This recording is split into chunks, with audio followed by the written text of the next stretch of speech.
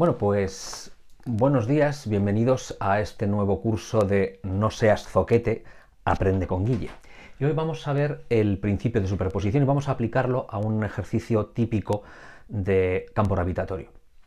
Ya sabéis que el principio de superposición lo que nos dice es que podemos calcular cualquier magnitud de un conjunto de masas, por ejemplo, o de cargas en el caso del campo eléctrico, su influencia en un punto, simplemente troceando el problema en problemas sencillos. En este caso, lo que pretende este ejercicio es, tenemos tres masas, 1, 2 y 3, en un cuadrado de 5 metros de lado, cuyas masas son idénticas, son de 12 kilos, y lo que pretendemos es calcular el campo gravitatorio, la intensidad del campo gravitatorio, ese vector intensidad de campo gravitatorio, en el punto P. El principio de superposición me diría que el campo gravitatorio en este punto, debido a las tres masas en conjunto, es lo mismo que la suma de cada uno de los campos gravitatorios de cada masa como si las demás no existieran. Es decir, la suma del campo gravitatorio generado por 1 en este punto, más el campo gravitatorio generado por 2 en este punto, más el campo gravitatorio generado por 3 en este punto. Pues entonces vamos con ese ejercicio. Aquí lo más importante son dos cosas. Uno, que dibujéis el ejercicio. El dibujo creo que es fundamental para que tengáis la idea de hacia dónde van los vectores y cómo poder calcularlos. Vamos a dibujar primero el ejercicio y después continuamos su resolución analítica. Vamos a ver. Dibujemos el vector campo gravitatorio en este punto generado por las masas 1, 2 y 3. Vamos con la masa 1. La masa 1 es esta, luego el vector campo gravitatorio lo dibujaría partiendo del punto P hacia la masa que crea el campo. Ese sería el vector G1.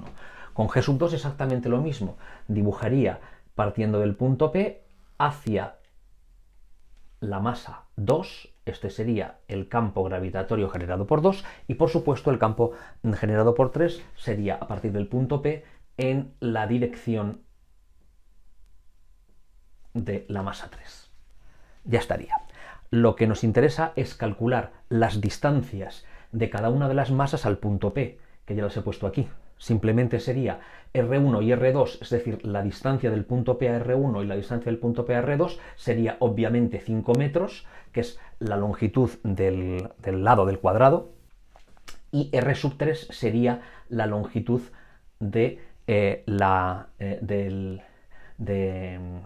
diagonal del cuadrado, que evidentemente sería raíz cuadrada de 5 al cuadrado más 5 al cuadrado, pues evidentemente raíz de 50 metros. Ya estaría. Y ahora, para aplicar el principio de superposición es muy sencillo. Yo os sugiero una cosa, hacerlo en módulo y luego pasarlo a formato vectorial. Y para eso nos tenemos que fijar en los vectores que hemos dibujado. ¿Vale? Como podéis observar, G1 y G2 ya van en las direcciones del eje X e Y. Si nosotros dibujamos unos ejes coordenados, que lo más sencillo sería esto, estos serían los ejes coordenados, luego G1 va en la dirección negativa del eje de las Y y G2 va en la dirección negativa del eje de las X. Ya están. Pero G3 no va ni en la dirección del eje de las X ni en el eje de las Y. Habría que descomponerlos en sus componentes cartesianas. Para eso tenemos que elegir un ángulo. Vamos a elegir este ángulo de aquí. Vamos a llamarle alfa. Podríamos haber elegido este otro de aquí, que en este caso es el mismo porque van a ser 45 grados. Obviamente, alfa es 45 grados. Pero con respecto a este ángulo es como tenemos que ser fieles a la descomposición de los vectores. Ya sabéis que el coseno va con el cateto adyacente al ángulo, es decir, que G3x iría con el coseno y G3y iría con el seno. Vamos a descomponer este vector G3 en sus componentes cartesianas. Sería G3x y G3y. ¿Vale? G3x, que sería este lado de aquí, iría con el coseno del ángulo porque está pegado al ángulo. G3y, que sería este lado de aquí, sería el cateto opuesto, este de aquí y este de aquí son el cateto opuesto y por tanto iría con el seno. ¿Vale? Ahora lo único que hay que hacer es resolver el problema de forma analítica. Vamos a descomponer, vamos a hacer los módulos de los vectores g1, g2 y g3 y luego pasamos al formato vectorial, que esto es quizá lo más difícil de este tipo de problemas en el que hay magnitudes vectoriales y escalares. Calculemos. Venga, módulo de g1. Módulo de g1 es exactamente igual que el módulo de g2 porque las masas son iguales y las distancias son iguales. Luego será, estoy en módulo, por tanto no pongo ningún signo. Sería g por la masa partido de r al cuadrado. Es decir, 667 por 10 a la menos 11 por 12 kilos partido de 5 al cuadrado. Luego el módulo de g1 y el módulo de g2 van a valer, en concreto yo ya tengo hechos los cálculos y me sale, lo podéis comprobar vosotros con vuestras calculadoras, 3,2 por 10 a la menos 11 newtons partido de kilo. Vamos con el módulo de g3. El módulo de g3 sería g por la masa, pongo m, no pongo m1, m2 y m3 porque las masas son iguales, si no tendría que poner la masa correspondiente entre, vamos a poner r3 al cuadrado, es decir, 667 por 10 a la menos 11 por 12 partido por la raíz de 50 al cuadrado, que obviamente es 50. Bueno, pues yo también he hecho estos bonitos cálculos y me sale 1,6 por 10 a la menos 11 newtons kilo. ¿Vale? Ya tenemos los tres módulos de los tres vectores, g1, g2 y g3. Y ahora vamos a pasar al formato vectorial, a la forma vectorial, porque es importante en este tipo de problemas que diferenciemos muy claramente lo que son magnitudes vectoriales de lo que son magnitudes escalares. Intensidad de campo gravitatorio y fuerza entre masas son magnitudes vectoriales y hay que tratarlas como tal.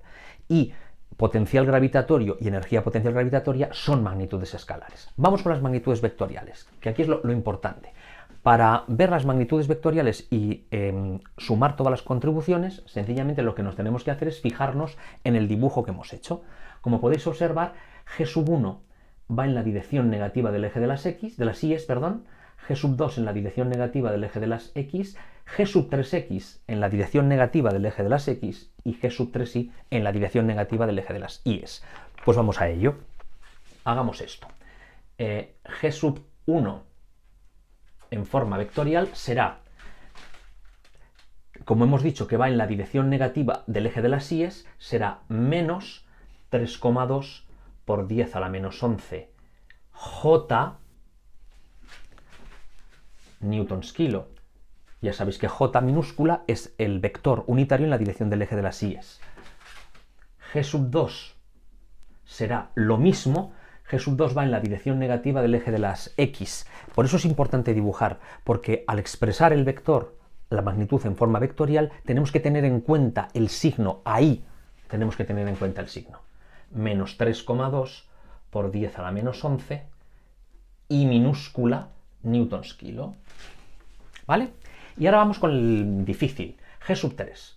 g3 sería componente x, va en la dirección negativa del eje de las x. Luego sería menos 1,6 por 10 a la menos 11 por el coseno de 45.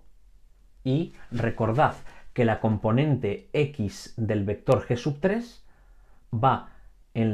es el cateto contiguo, luego va con el coseno.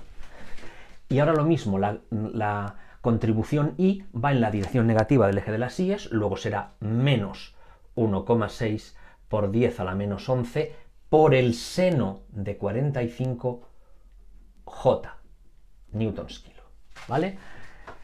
Importante, aplicamos el signo, si nos elegimos este método de resolver el problema, aplicamos el signo al final de resultas de observar nuestro dibujo, ¿vale? De la otra manera tendríamos que aplicar la definición vectorial desde el principio y creo yo que eso es más complicado para vosotros. Ahora lo único que tendremos que hacer, aplicando el principio de superposición, es que el campo gravitatorio en el punto P no será nada más que la suma de los vectores g1, g2 y G sub 3.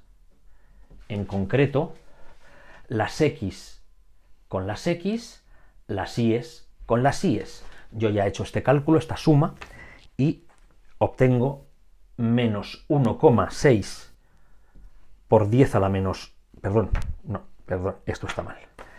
Perdón. Ahora sí. Menos 4,3 por 10 a la menos 11 y menos 4,3 por 10 a la menos 11 J newtons kilo, ¿vale? Es importante que volváis a comprobar si es coherente. Tengo una componente, el campo gravitatorio final en el punto P es negativo en el eje de las X, negativo en el eje de las Y. Lógico, porque proviene de la suma de una componente X negativa con otra componente X negativa, una componente Y negativa con otra componente Y negativa. Luego es evidente que el campo gravitatorio final en el punto B va a ir dirigida en esta dirección. Es decir, una componente X negativa, una componente Y negativa. Si queréis podéis calcular el módulo del campo en este punto sin más que hacer la raíz cuadrada de esta componente al cuadrado más esta componente al cuadrado, que en concreto pues da 6,1 por 10 a la menos 11 newtons kilo. ¿Vale? Y así se puede resolver fácilmente este ejercicio de esta magnitud vectorial. Vamos a completarlo con una magnitud escalar en este caso.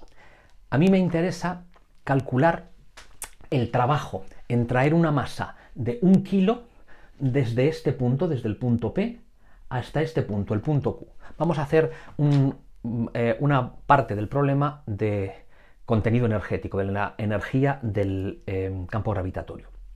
Vamos a borrar un poquito este ejercicio por toda esta parte de aquí